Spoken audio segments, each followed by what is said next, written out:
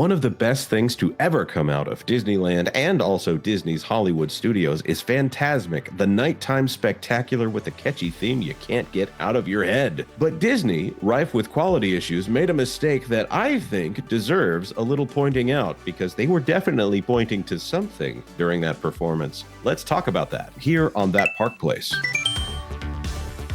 Hello, I am Jonas J. Campbell, an investigative reporter for That Park Place, and here with me is Defender of the Magic Kingdom, Mr. VashSky. Vash, you doing all right today? I believe I am. I wouldn't so much call me a defender, maybe not even an apologist. I don't know what I am, but I am trying to defend the magic. That is absolutely for sure. Just make sure, folks, that if you got a cursor on your screen, just go ahead and just wave it off to the side. You'll get it in a moment. I would say that's a pretty fair point right there, Vash. Let's talk about what Disney did, or what Disney forgot to do at this particular performance of Fantasmic one night at Disney's Hollywood Studios. Now, Fantasmic, I don't know if you guys are aware, is a big show that happens pretty much every night at Disney's Hollywood Studios and also Disneyland. The Disneyland version was so big they did bring it to Hollywood Studios. You can, if I wanted to right now, I could hum that tune, even though I've only heard it a handful of times, more than a handful of times. I could, when it was just a handful still, hum the tune from Fantasmic. It is memorable. It is full of that cheesy, you could say cheesy, wonderful energy that is so very Disney. It's something that is so popular that people will even pay for special dining packages that include special seating for Fantasmic, even though there isn't a bad seat, at least in the Hollywood Studios version. Here, people will pay extra money to go see it, even though it's part of your regular ticket price, your regular admission out there. It's a fun show about defeating evil. But over the last few years, it's been a little hit or miss. There have been dragons that burned down. And I believe, I'm not sure if the dragon is back at Disneyland. Vash, I think you need to take over here so people know why I am hyping up Fantasmic here. You're really winding up on this one. Well, it's a show worth hyping up. It made its illustrious debut back in 1992, and it's still with us. I remember at the time when Disney was suggesting that, it's going to be a temporary show for about 5 years, and then we'll go ahead and rework it and deliver something new. But nope, it has stayed around all these years, and really speaks to the endurance a show like this has had, and how beloved this thing is. But, not everything goes perfectly every single time. Here from the Disney's Hollywood Studios version, well, we had a little bit of a mishap that, we just had to bring to your guys' attention right here. You can see, if we zoom in just a little bit on those projection mist screens there, we have a little bit of an artifact that should quite be there. I know it's hard to see, folks. I do apologize, but you can see that. You can see the white stream of light that's coming out of it in the middle of the sea of black. Yes, the cursor there, Windows, it won't automatically. It won't automatically get rid of that cursor for you. That's why I always use Media Player Classic, because it can set the interval right there, and that way nobody knows. But unfortunately, didn't quite work out this time. Disney. Yeah, you want that one? Disney. How many people? I knew somebody once who worked guest relations at Hollywood Studios, and on a night where it would thunderstorm, people would complain and want their money back because of Fantasmic. Do you think anyone went to guest relations and was like, there was a mouse cursor on the projections, I want my money back? Well, I mean, seriously, this is something that seems to be happening at Disney more frequently, little tech glitches in their presentations. I mean, there are times when you'll be going on the Seven Dwarfs Mine Coaster, and the faces of the dwarves will be the blue screen of death. That's fantastic to go by, things like that. But again, any of these projections are going to be subject to this because, Windows is so Right. insistent on being Windows. Right, and I've seen the iPads on Spaceship Earth, yes, or whatever tablets they're using. I'm probably complimenting them by calling them iPads. You are. That was a very big compliment there. Those things run on Windows, so we know they're not actually iPads. There, I've seen those have the blue screen of death. I've also seen them have advertisements for World of Warcraft on them in the middle of Spaceship Earth. They are a travesty. This is a thing when the parks become so over reliant on technology. In Disney, they would like to call themselves a technology company. They definitely are not. There's actually a great video from someone who I think has blocked me on Twitter named Poseidon Entertainment that goes over in a very long detail about why he doesn't think that Disney is a technology company. And to say I agree with all of his points. This is a company that boomered it and doesn't have the interns trained on how to handle something like this. To me, this is okay, get it out of the way. We would still cover it, but it wouldn't be there for the entire show. How long is Fantasmic? Is it a 20-minute show? About at least. Yeah, like 23, something like that. And Could also be these 28, screens do go down. These are the water screens. These are not screens. This is water.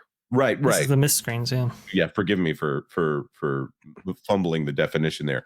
These are water screens. They spray up mist and then they project onto that mist. So these go up and down during the show. Yes, absolutely. And these are kind of two different segments as well. So that cursor was there for I suppose the length of this presentation, which is most unfortunate. Well, it could have been up or yeah, that's true. Could have gotten the message notification right there from Slack, maybe, perhaps. Oh, wait, no, they dropped that from before. But it actually did get worse, I would say, in my opinion. Not on this coast, though, at Disneyland. Let's go ahead and go over here to Disneyland News Today, in which the beautiful Mark Twain Riverboat finale didn't actually go off. Now, that's not necessarily that uncommon. It is pretty rare. But in this case, there weren't even characters on the island, which is the B mode for this presentation here. The Fantasmic finale at Disneyland was a bit empty yesterday, December 26th, as the first performance of the night ended without its usual character-filled finale featuring the Mark Twain Riverboat. As the nighttime spectacular nears its close, the Mark Twain glides across the rivers of America packed with beloved Disney characters, waving to guests in the crowd. Got some B-roll for you, too, to show you what that's all about. In a situation where the Mark Twain Riverboat isn't working, the show does have a contingency plan where the characters will instead go on Tom Sawyer's Island. However, last night's first show saw an empty finale as the riverboat was missing and no characters or performers were present on Tom Sawyer's Island either. You can see right here, this video from Main Street Cowgirl has that finale. She was live streaming in the park. Around the 4-hour and 40-minute mark is where this actually occurs. You can see that the Mark Twain should be winding its way around here just before the characters are illuminated. You can see all the lights are trained on the island, expecting the characters to be there instead, and yet they're not there either. So this was I would say massively disappointing, especially the people at Disneyland who paid for dining packages. Again, at Cafe Orleans, at Rancho del Zocalo, and Blue Bayou, you can actually get dining packages that allow you to see this show from reserved seating. But those dining packages can be upwards of close to $100 per person per night to see this. And if you saw this presentation, you definitely didn't get your money's worth, I would say.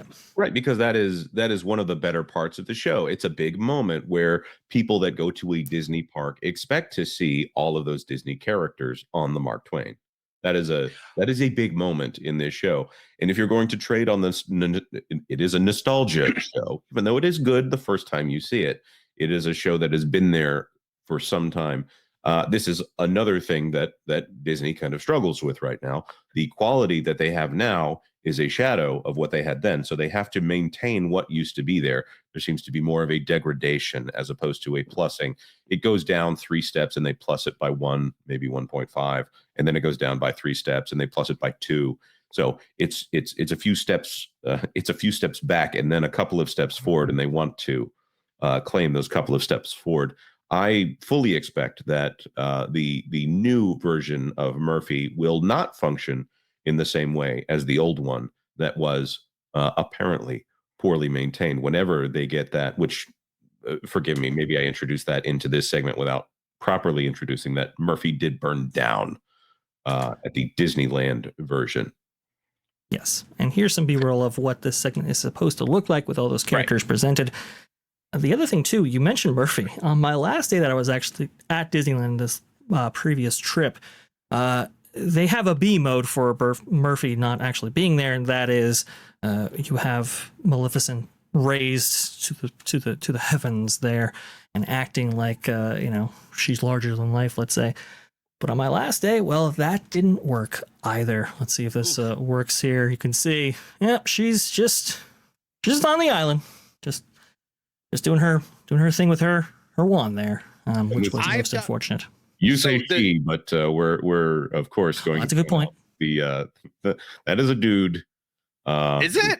Yeah, usually when whoever plays Maleficent, because of the equipment that is necessary in order for that to work, is very heavy. So it's difficult for female performers to actually play that role. It's also across a large distance. So usually the performer in the Maleficent apparatus for the Fantasmic show is played by a dude, just for weight reasons. Yeah, in the Walt Disney World version, there's like a mountain behind everything. It's on its own set. It's not kind of in the middle of everything like this. And I've done it before where at the end, Sorcerer Mickey is supposed to be on top of the mountain, basically like conducting the fireworks, and it's like the big epic finale. I have been there plenty of times where he's not up there. That's a weather thing, though. I think like if the wind is kicking up too much, then it's a safety hazard to have Mickey up there. Yep, but still, it takes something away from the end of the show. Yeah, I totally agree. But not having the riverboat is worse. Vash, did you leave your cursor there as a joke? I dragged it in there, but I didn't leave it there as a joke. It's an Easter egg there for everybody looking. But the Mark Twain not going across the river, that's pretty rare. For the Mark Twain to actually be performing in the show, they usually have to go about double the speed, I would say. Some big waves cast when it's going across there. So because it's a vintage steam engine at this point, that could be a little bit hard to do sometimes. So sometimes it just can't go for whatever reason. That's why that contingency is in place. For the Columbia, for example, if that can't move, then the show is basically canceled because there is no contingency in that aspect. But the characters not being on the island, that's the most concerning part right there. Either it was too late in the game for the characters to make their way to the front of the island, or something else may have happened to prevent them from actually being there. Maybe they didn't get the all clear earlier to enter that area. I'm not sure, but it just kind of shows you that because there's less emphasis placed on entertainment in general, and let's be honest, I mean, the skill of some of these, the emphasis placed on maintenance, for example, and maintenance technicians and all this, I think has definitely affected how well these are performed each and every night. Yep. You don't have enough time on the maintenance staff to get through all of the various lines that you need to make sure are cleared and safe. You don't get pre-walks and stuff like that sometimes because there just isn't support for it. Their duties take them elsewhere to more necessary moments of that show. So it's a real problem. It's not going to get fixed anytime soon under current leadership. This is reminding me more and more of the Pressler era or the period of time leading into when Eisner took the company over. So that's a very good point right there. And the phrase Iger being an Eisner 2.0, that makes more sense than it ever did. And Nelson Peltz made a very good point. The longer you stay at the Disney company, the more, as a CEO, the more you seem to confuse yourself with Walt himself. Thanks for watching That Park Plays News. For more information, consider checking out www.thatparkplace.com. And don't forget to subscribe, share, like, and send this out on your favorite social media account.